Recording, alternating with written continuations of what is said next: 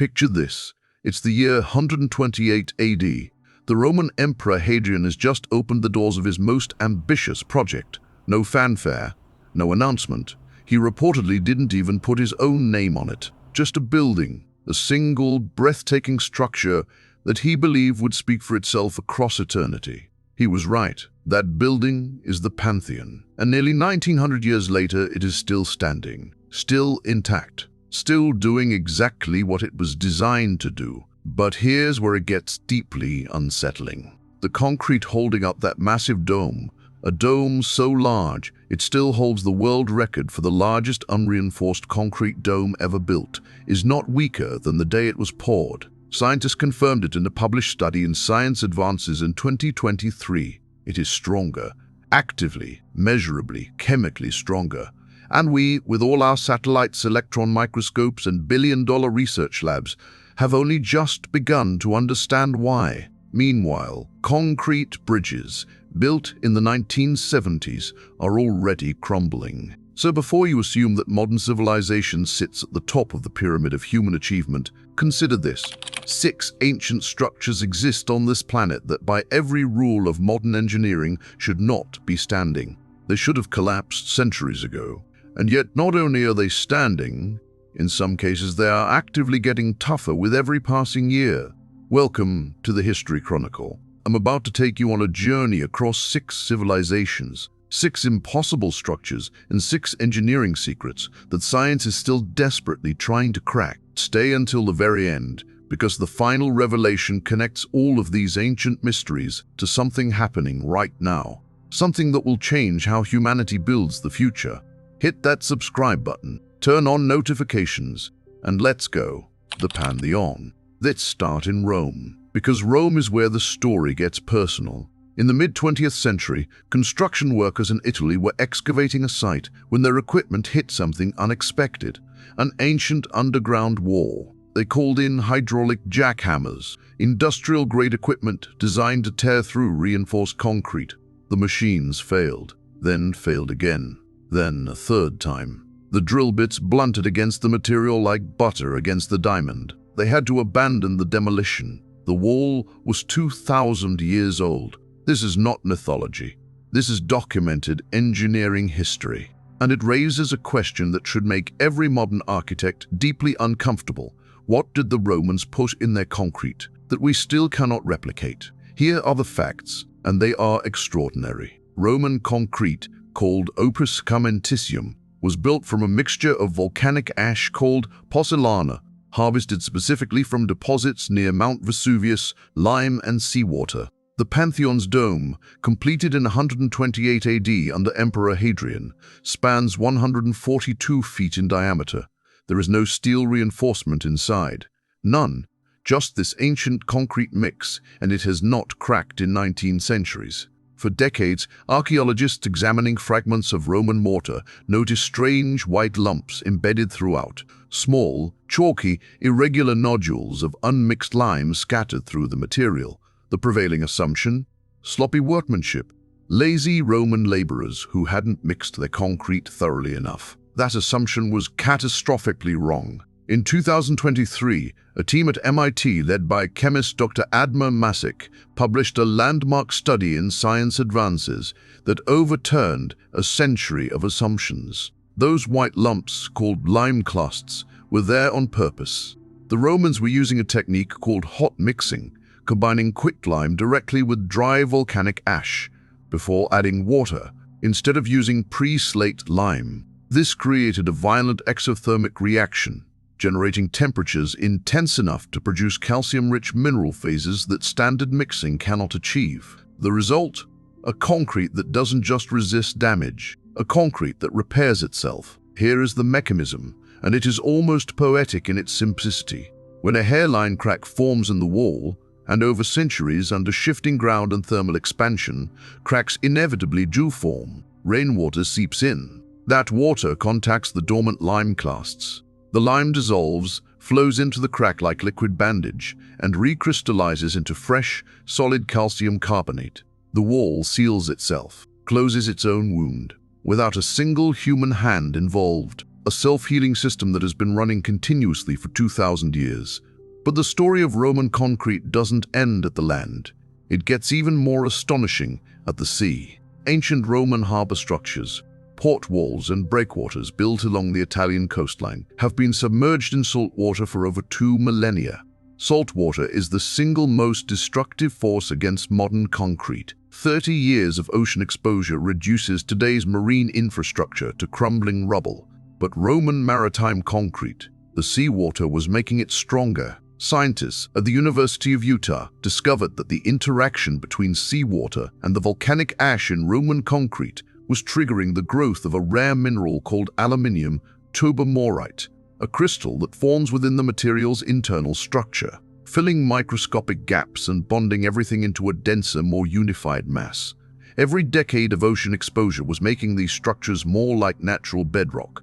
Think about what that means. The Romans designed their harbor walls to recruit the ocean as a construction partner. They didn't waterproof against the sea, they weaponized it. In 2024, archaeologists excavating a building in Pompeii that was under renovation when Mount Vesuvius erupted in 79 AD found construction materials still unmixed, frozen mid-preparation by the volcanic disaster. The recipe was real, the process was standardized. This wasn't the work of one genius. It was a civilization-wide mastery of materials that took generations to develop. Here is the question that should haunt you as we move forward. If we had preserved this knowledge through the centuries instead of losing it, how many of the crumbling bridges and deteriorating tunnels in our cities right now would still be standing strong? The Great Wall of China. Now we travel east, 1,000 miles east, to the mountain spine of northern China, where winds howl at -30 degrees in winter and bake at over 100 in summer, a landscape so hostile that any modern civil engineer would blanch at the thought of building anything permanent here. And yet, stretching across this brutal terrain for over 13,000 miles is one of the most recognizable structures in human history.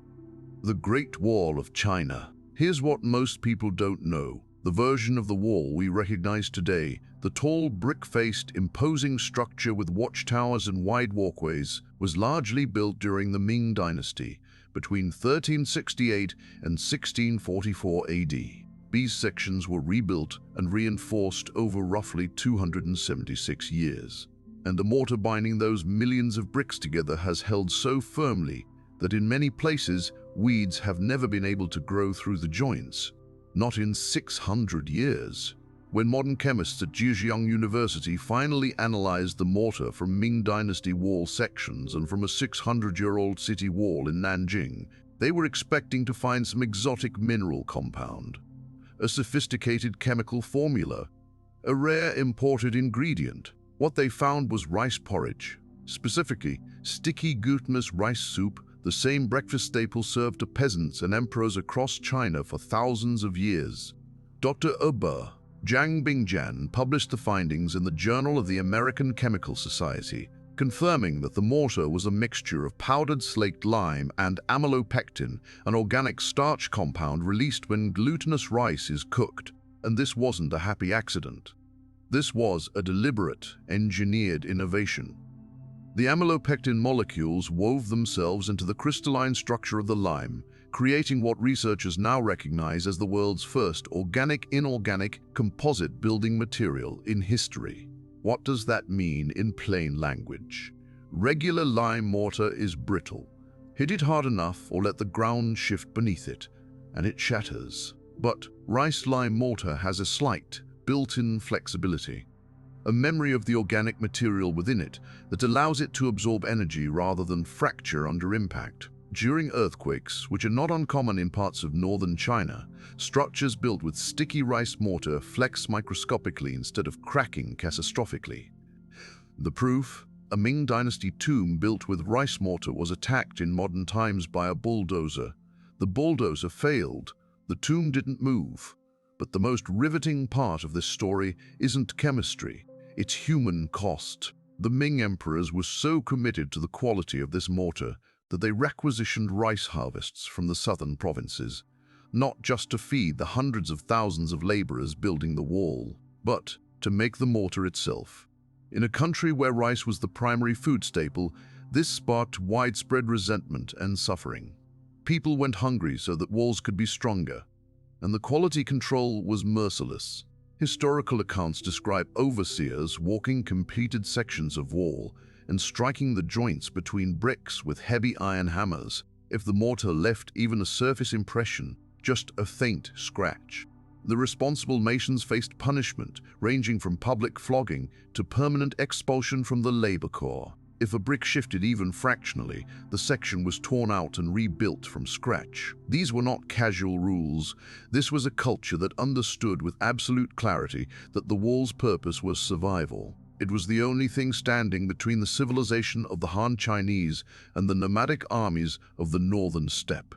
Every joint was a matter of national life or death, and the laborers knew it. That's the difference between a building that lasts 600 years and one that lasts 60. Sacsayhuaman, the danking stones of the Inca stones of the Inca. Now we cross the Pacific Ocean entirely. We climb to 12,000 feet above sea level into the Andes Mountains of Peru, to a fortress, or perhaps a temple, historians still debate it, whose walls should not exist by any reasonable calculation of pre-Columbian capability.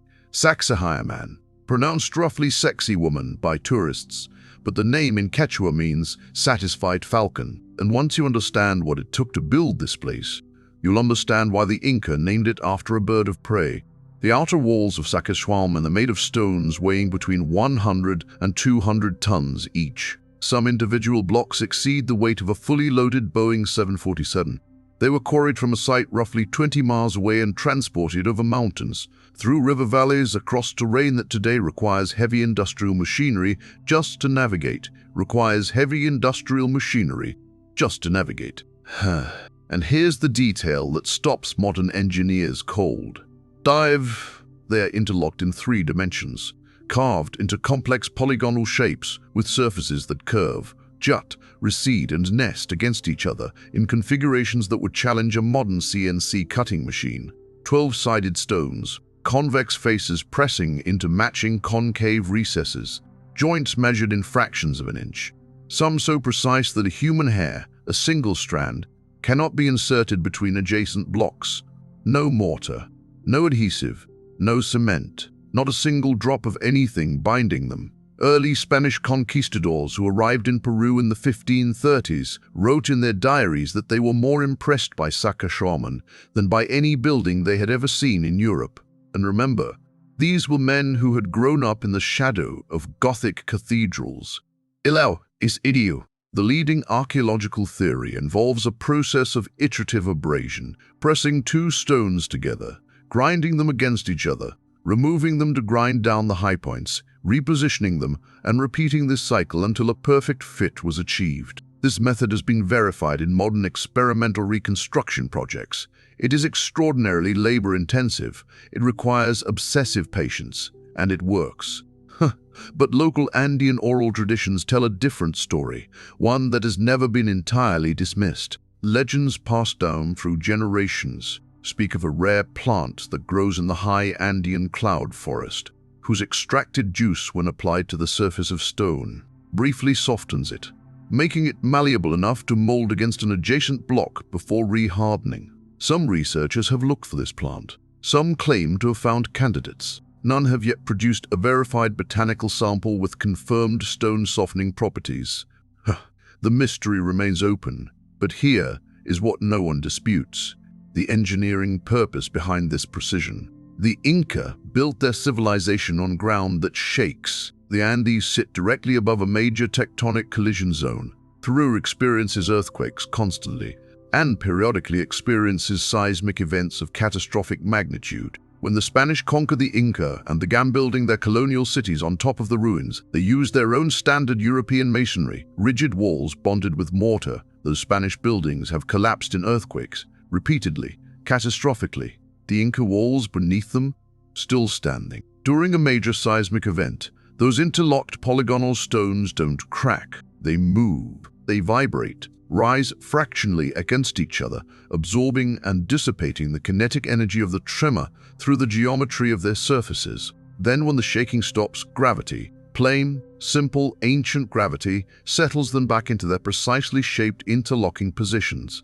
The structure doesn't resist the earthquake. It dances with it, and then returns to stillness, undamaged. This is passive seismic isolation, and modern engineers, with full access to computational fluid dynamics, finite element analysis, and centuries of seismological data, have not been able to fully replicate the precision that makes it work. The question that should keep you up at night: how did people who, according to mainstream archaeological consensus, had no iron tools and no wheel, achieve cutting tolerances that our laser-guided diamond saws still struggle to match consistently? We don't have a complete answer, and that silence is more interesting than any explanation could be. Great Pyramid of Giza, the world's first professional instrument. Let's settle something right now. You think you know the Great Pyramid. You've seen the photos, you've heard the stats. You know it's big, it's old, and it's in Egypt. But I promise you, almost everything you think you know about this structure is surface level. The real story runs much deeper. And when you hear the actual numbers, the verified, documented, measured by modern instruments numbers, your understanding of ancient civilization is going to shift permanently. Let's start with the basics, and then let's obliterate them. The Great Pyramid of Khufu, also called Cheops, was completed around 2560 BC. That's 4,580 years ago. It was constructed from approximately 2-3 million limestone and granite blocks. Individual blocks range in weight from 2.5 tons, about the weight of a small car, to as much as 80 tons for the massive granite beams in the interior chambers. The total estimated weight of the structure sits at around 6 million tons. For 300 years, it was the tallest man-made structure on the face of the earth. That record wasn't broken until 1311 AD, when Lincoln Cathedral in England surpassed it. But none of those numbers are the ones that should stop you cold.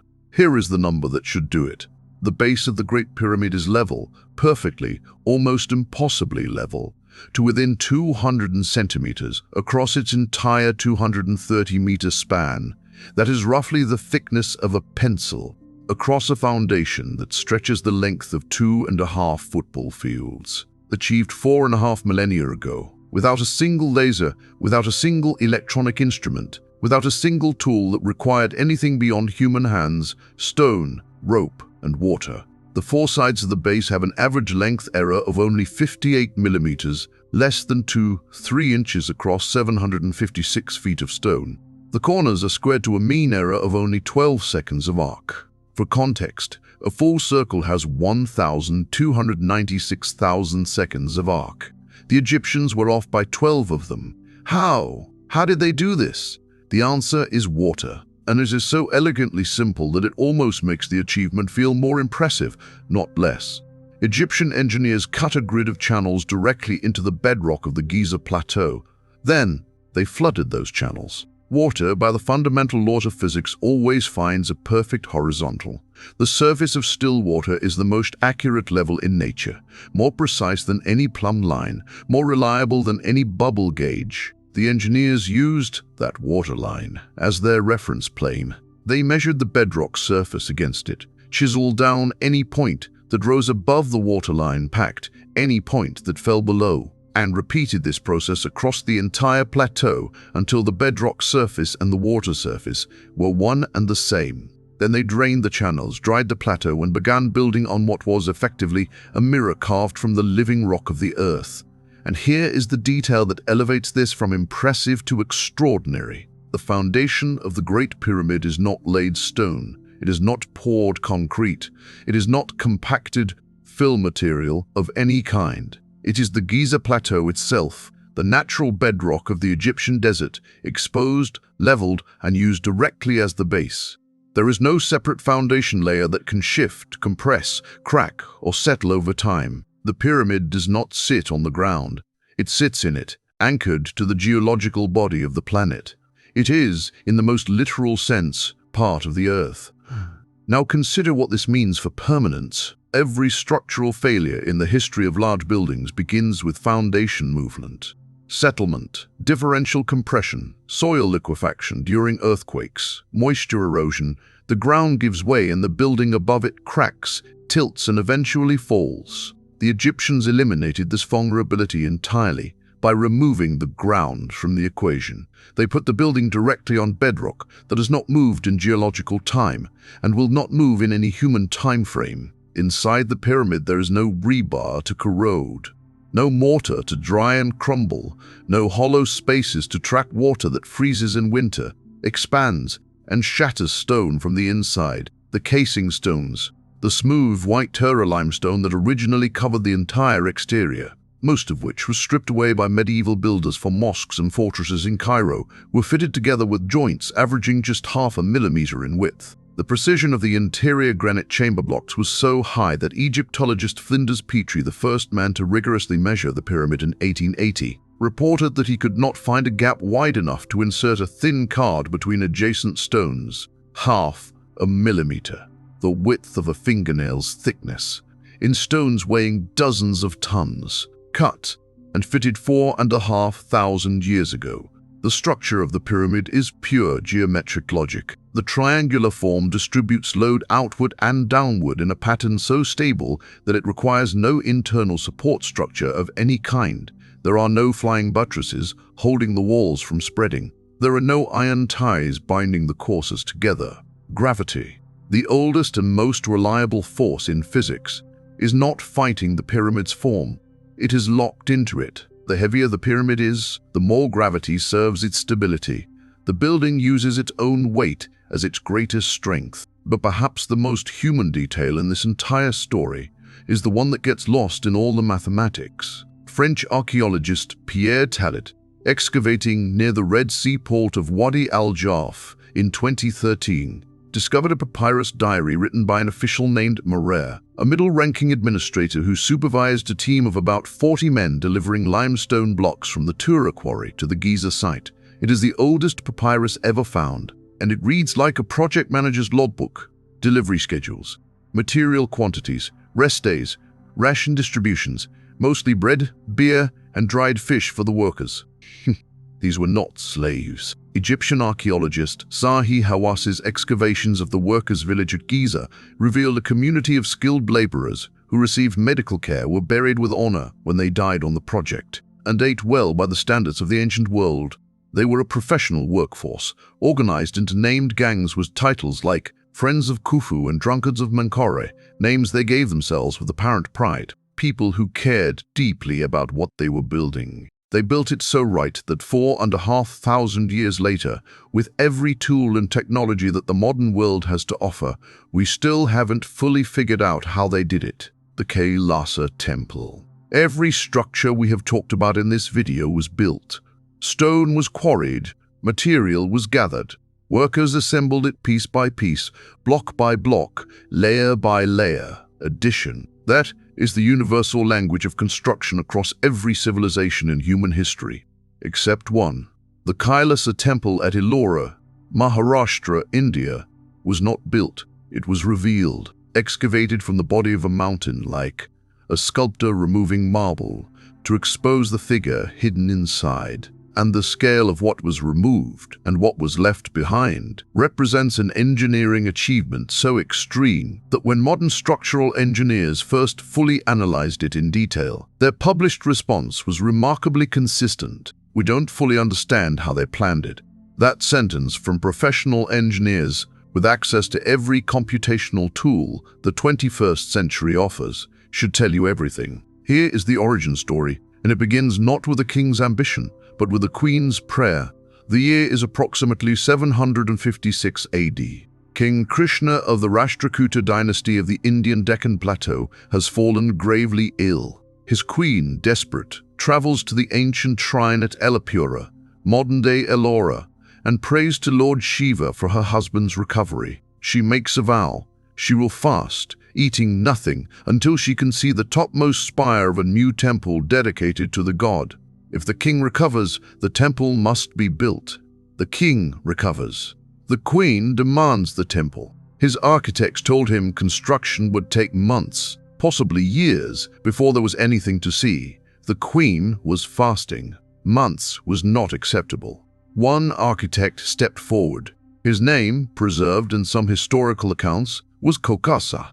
He told the king he could show the queen a spire within a week. He climbed the basalt cliff at Ilapura, marked the location of the temple's central tower, and began cutting downward from the top of the rock. Within days, the spire emerged from the stone, visible against the sky. The queen broke her fast, and Kokasa and his team spent the next 18 years completing the rest of the temple beneath it. What they created in those 18 years is the largest monolithic rock excavation in the history of the world.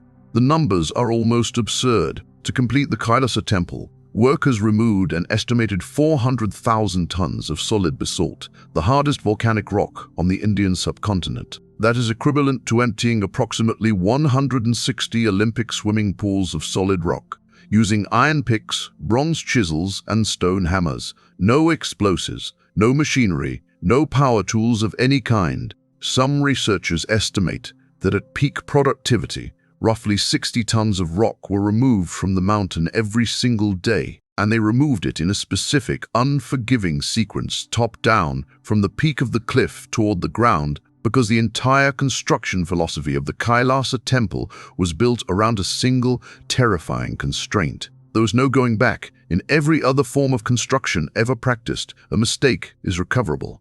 You remove the wrong block, you replace it, you pour the wrong concrete mix, you jackhammer it out and start again. You set a stone at the wrong angle, you reset it. You have a margin for error, and that margin is what allows imperfect humans to create precise buildings. The Kailasa temple had no margin. None. Zero. If a sculptor working on one of the thousands of carved elephants that line the temple's lower plinth went one chisel stroke too deep into a trunk, the trunk was gone. Permanently. If a column was carved fractionally too thin and developed a stress fracture, that column could not be reinforced, replaced, or patched. If the chief engineer miscalculated how the weight of the roof mass distributed through the carved pillars below, the ceiling would simply collapse and there would be no warning and no correction. Every decision made in the growing darkness of that deepening excavation was permanent, irrevocable, and absolute. And yet the temple stands. And it is not simple. The Kailasa temple rises to the height of a 10-story building. Its main tower, the Shikara, soars 32 meters into the sky, carved from the rock that once formed the top of the cliff. The courtyard is 276 feet long and 154 feet wide. The facades are covered in thousands of individual sculptural elements. Battle scenes from the Mahabharata and Ramayana, epics life-sized elephants bearing the temple's weight on their stone backs, celestial dancers, mythological creatures, and portraits of deities executed with the detail of fine jewelry.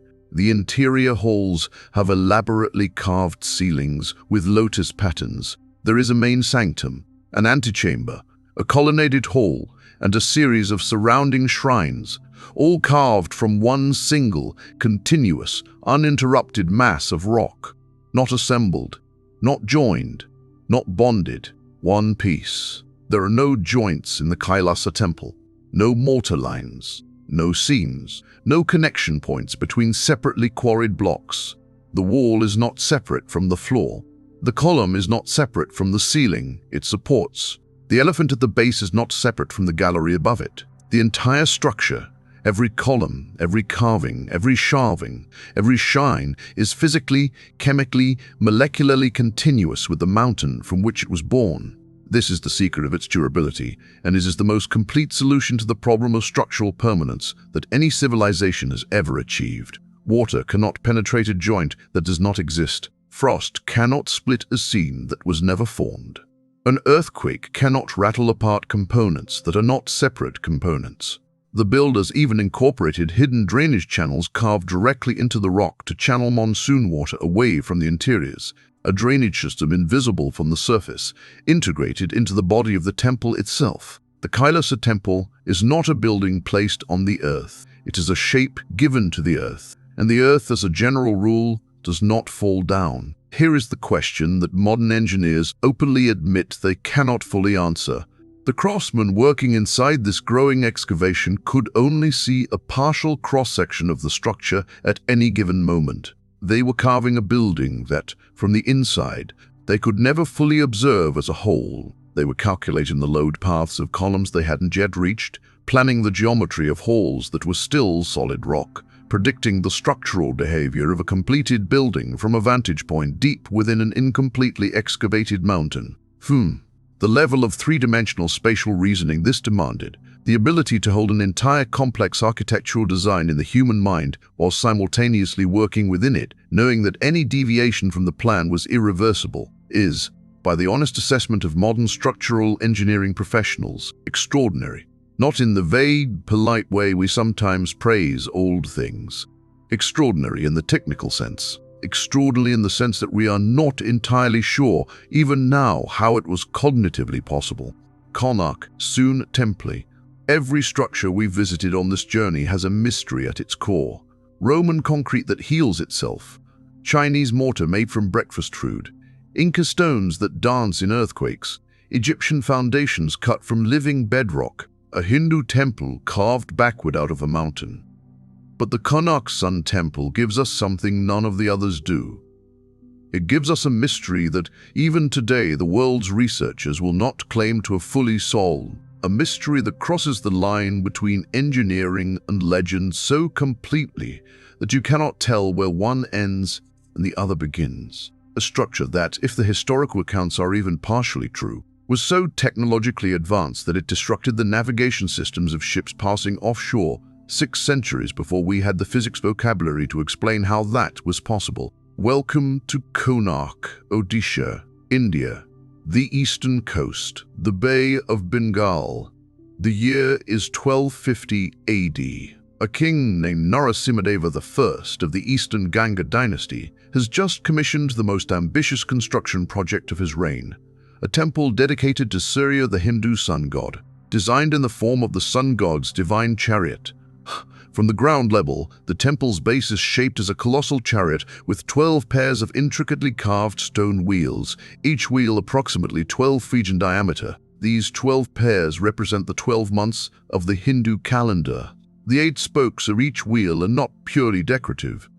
They are precisely calibrated as sundials, with a shadow cast by each spoke, indicating specific hours of the day as the sun moves across the sky. A clock built into the base of a temple, in the 13th century, accurate enough to tell time. That alone should make Konark famous worldwide. But the sundial wheels are not why sailors called this coastline cursed. According to historical accounts preserved in Portuguese maritime records, in local Indian chronicles, and in a document currently held in archaeologic archives, the main tower of the Konark Sun Temple once contained, at its peak, a massive lodestone. Lodestone is naturally magnetized iron ore, a rock that generates its own magnetic field without any processing or treatment. Some accounts record this particular stone as weighing 52 tons. Throughout the body of the temple, iron elements were embedded between the stone courses in extraordinary quantities. Iron clamps, iron beams, and iron plates connecting and compressing the stone blocks throughout the structure. This iron content has been archaeologically confirmed by the Archaeological Survey of India. It is not legend, it is physical fact.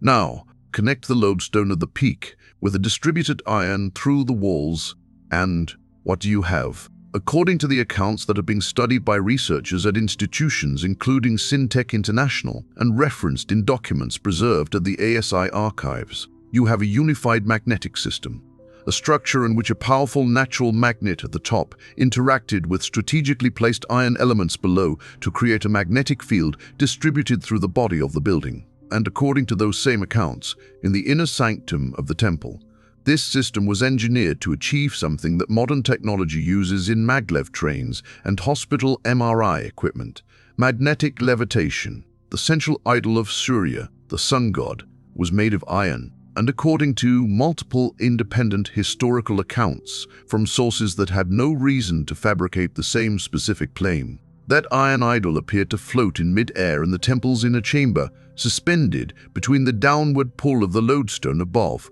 and upward magnetic repulsion from iron elements below, visibly unsupported, hovering in space. Priests reportedly used this effect during religious ceremonies.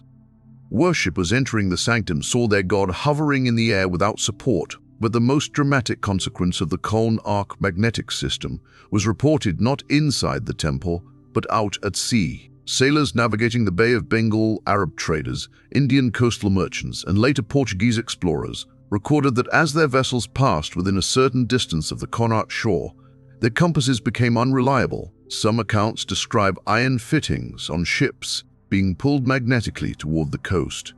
Ships were thrown off course. The Portuguese, mapping this coastline in the 16th century, marked the Connaught Sun Temple on their navigational charts as the Black Pagoda, a hazard to be noted, feared, and avoided.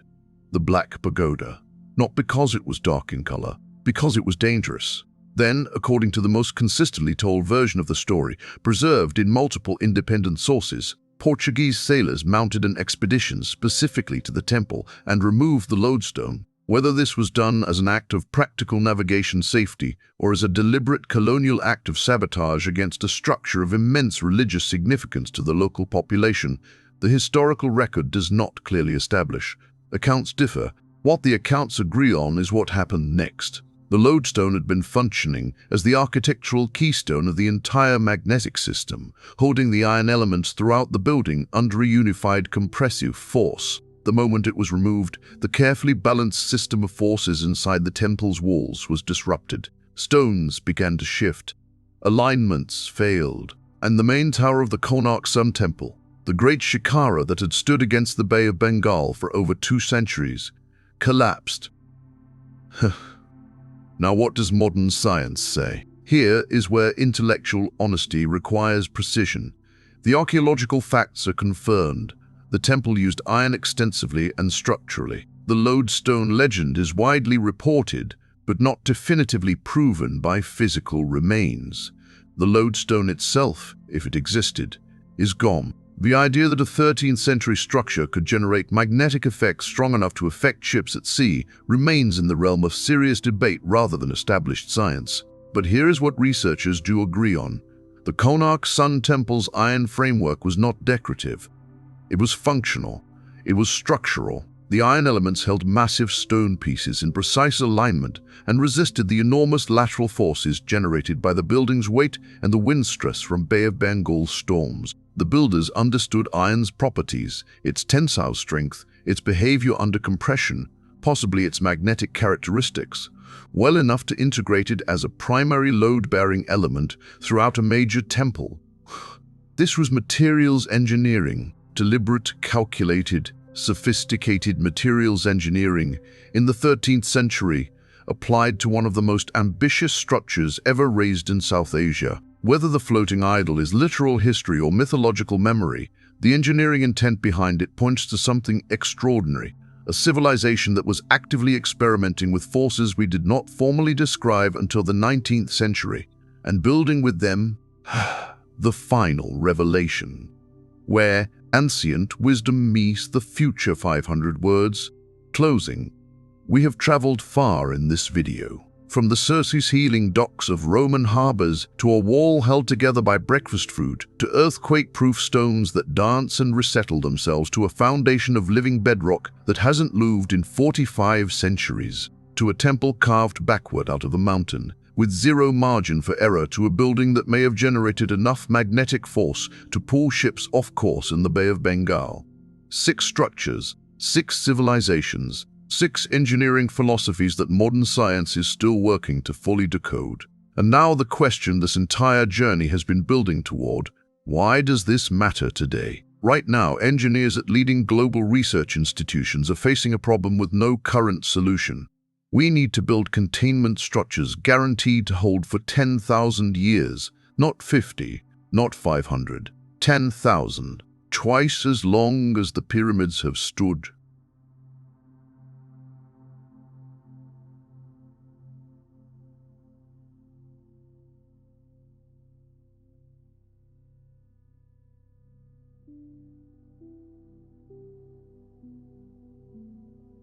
And not a single modern concrete formula can offer a guarantee beyond 100 years, because our rebar corrodes, expands as it rusts and splits the concrete surrounding it from the inside out, like a fist slowly closing inside a stone wall. So where are the world's top materials scientists looking for answers? To the submerged Roman harbors off the Italian coast, to the self-healing limeclasts in Pantheon concrete, to the volcanic chemistry that makes Roman marine structures measurably stronger with every passing decade.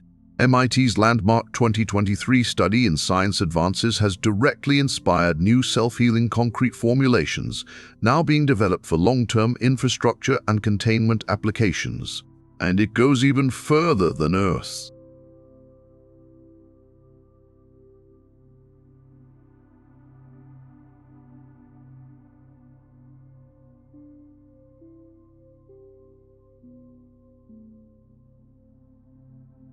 NASA and the European Space Agency, planning permanent human bases on the Moon and Mars, have identified a striking coincidence. The chemical composition of lunar regolith and Martian surface dust closely resembles the volcanic pozzolana ash that Roman engineers used as their primary concrete ingredient. The first human buildings on the Moon will almost certainly be constructed using a Roman-derived philosophy, mixing local planetary material with simple chemical binders to create a self-reinforcing composite that improves over time rather than deteriorating.